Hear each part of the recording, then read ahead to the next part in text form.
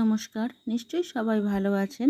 আজ আমরা সন্দেশের রান্নাঘরে হাজির হয়েছি আপনাদের মিষ্টিমুখ করাতে দোকানের স্টাইলে তৈরি বোঁদের রেসিপি নিয়ে।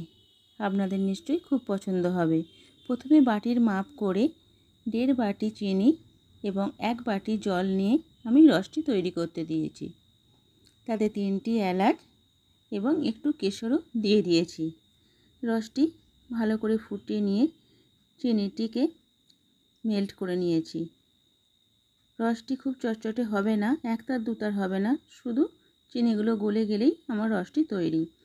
এদিকে 2 বাটি বেসন এবং হাফ বাটি মতো চালের গুঁড়ো নিয়ে ভালো করে চেলে নিয়েছি। চালা হয়ে গেলে অল্প অল্প জল দিয়ে আমি বেসনের ব্যাটারটি তৈরি করে নিয়েছি। দেখুন কত সুন্দর আমার ব্যাটারটি রেডি হয়ে গেছে।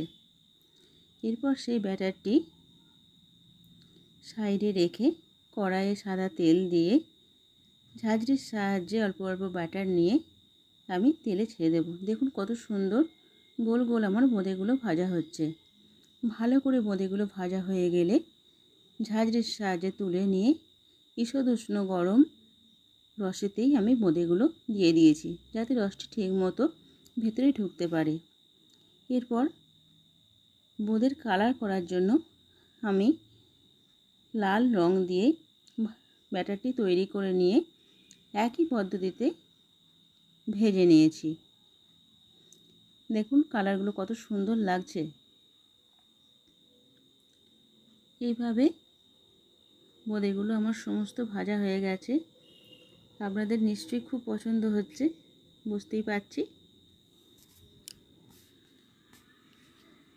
যদি আপনাদের রেসিপিটি পছন্দ হয়ে থাকে তাহলে আমাদের এই চ্যানেলটি সাবস্ক্রাইব করে পাশে থাকা বেল আইকনটা প্রেস করে দিয়ে লাইক, কমেন্ট এবং শেয়ার করে আমাদের সঙ্গে থাকলে আমরা খুবই আনন্দিত হব। আপনারা সবাই ভালো থাকবেন। নমস্কার।